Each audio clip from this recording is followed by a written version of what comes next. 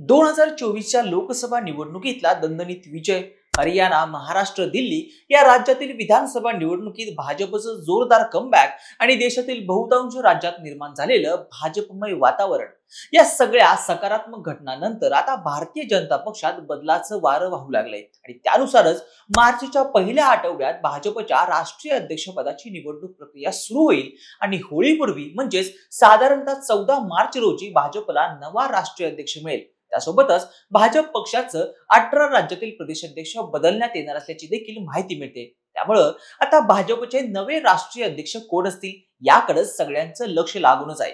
पण यंदा भाजपच्या राष्ट्रीय अध्यक्षाची निवड करून त्याच्या आडून फडणवीसांच्या राजकारणाला आवर घालण्याचा प्रयत्न केला जाऊ शकतो, अशी भाजपच्या आतल्या गोटात चर्चा आहे। म्हणूनच भाजपचा आगामी राष्ट्रीय अध्यक्ष हा महाराष्ट्रातील चेहरा असू शकतो, अशी शक्यता कायम आहे। आता भाजपचं राष्ट्रीय अध्यक्षपद इतकं महत्वाचं काय आहे?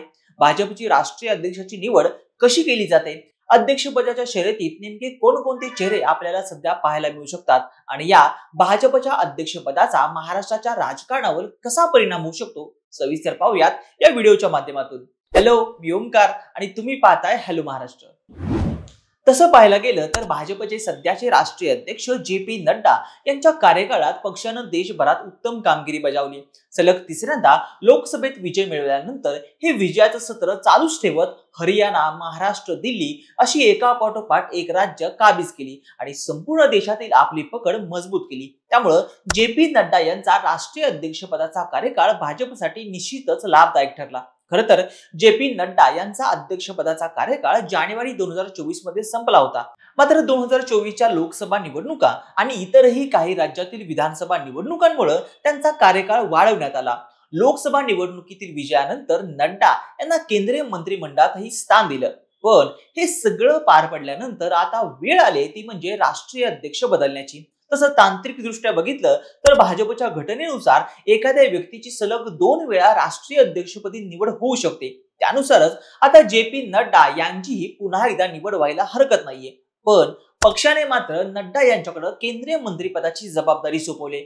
त्यामुळे यंदा भाजपकडून पक्षाध्यक्ष पदासाठी नवीन चेहरा निवडला जाईल असं देखील बोललं जात आहे।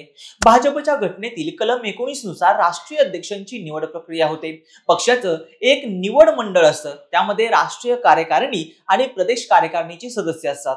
20 सदस्यांचा निवड समितीमध्ये अध्यक्षपदासाठी योग्य असलेल्या व्यक्तीच्या नावाचा प्रस्ताव मांडला जातो। त्यानंतर राष्ट्रीय अध्यक्षाची निवड होते। सध्या या अध्यक्षपदाच्या रेसमध्ये केंद्रीय मंत्री भूपेंद्र यादव, केंद्रीय मंत्री प्रल्हाद जोशी, धर्मेंद्र प्रधान, विनोद तावडे, तेलंगणाचे किसन रेड्डी, के लक्ष्मण यांची नावं सध्या समोर येत आहेत आणि यापैकीच एका नावाची भाजपच्या पद्धतीप्रमाणे राष्ट्रीय अध्यक्ष म्हणून बिनविरोध निवड होण्याची दाट शक्यता आहे। पण भाजपच्या या राष्ट्रीय घडामोडीचा महाराष्ट्राच्या राजकारणावर आणि मुख्यमंत्री देवेंद्र फडणवीस यांच्यावरही मोठ्या प्रमाणात परिणाम होऊ शकतो। तो कसा, पाहूयात।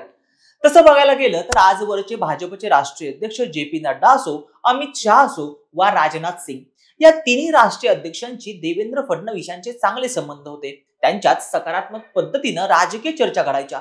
त्यामुळे दिल्ली दरबारी देवेंद्र फडणवीस यांचं चांगलं वजन निर्माण झालं होतं। म्हणूनच पक्षानं त्यांच्यावर विविध महत्त्वपूर्ण जबाबदाऱ्या सोपवल्या होत्या आणि त्या पार पाडून फडणवीसांनी आपलं एक विशेष वलय निर्माण केलं होतं आणि त्याचा फायदा त्यांना महाराष्ट्राच्या राजकारणात देखील होत होता आणि म्हणूनच आपल्या मुख्यमंत्री पदाच्या कार्यकाळात फडणवीसांनी केंद्राच्या साथीनं राज्यात विविध प्रकल्प आणि योजना राबवायला सुरुवात केली होती। त्यामुळेच आता पक्षाध्यक्ष बदलाची चर्चा सुरू झाल्यापासून त्यांचा फडणवीसावरून कसा परिणाम होईल याबद्दल ही चर्चा महाराष्ट्रात सुरू झाल्यात। त्यात राष्ट्रीय अध्यक्षांच्या रेसमध्ये विनोद तावडे यांचं नाव पुढे येताना दिसतंय।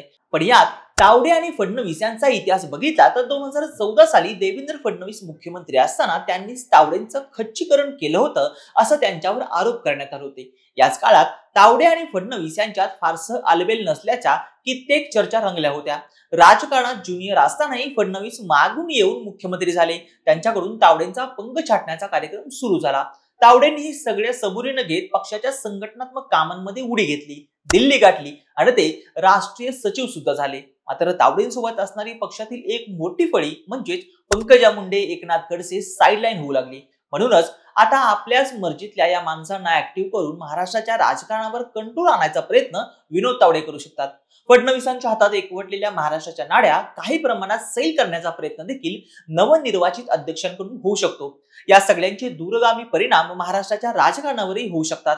शिवाय दुसरीकडे आता पक्षाचं दक्षिण भारतातील संघटन मजबूत करण्याच्या दृष्टिकोनातून देखील भाजपचे विशेष प्रयत्न सुरू आहेत. शिवाय 2002 ते 2004 या काळात आंध्र प्रदेशमधून व्यंकय्या नायडू भाजपचे राष्ट्रीय अध्यक्ष झाले होते, पण त्यानंतर ती संधी कोणत्याही दक्षिणेतील नेतृत्वाला मिळाली नाहीये. शिवाय उत्तरेकडील राज्यांच्या तुलनेत दक्षिणेतील तेलंगणा, कर्नाटक, आंध्र प्रदेश, केरळ या राज्यात भाजपचं संघटन कमकुवत आहे. त्यामुळे तिथलं संघटन मजबूत करण्यासाठी देखील दक्षिणेतील नेतृत्वाला राष्ट्रीय अध्यक्षपदाची जिम्मेदारी दिली जाईल अशी चर्चा रंगलेली दिसते. मात्र यात देखील देवेंद्र फडणवीस यांचं नुकसान होऊ शकतं, कारण देवेंद्र फडणवीस यांचे उत्तरेतील नेत्यांशी आणि तिथल्या राजकारण्यांशी जेवढे चांगले संबंध आहेत तेवढं त्यांचं दक्षिणेत वलय नाहीये. त्यामुळे जर राष्ट्रीय अध्यक्ष म्हणून तेलंगणाचे किसन रेड्डी किंवा के लक्ष्मण यांची निवड जर झाली तर ती देखील फडणवीसांसाठी अडचणीची गोष्ट ठरू शकते आणि त्या नव्या राष्ट्रीय अध्यक्षाशी जुळवून घेणं, राज्याचं मुख्यमंत्रीपद सांभाळणं, राज्यासाठी आणि पक्षासाठी विविध निर्णय घेणं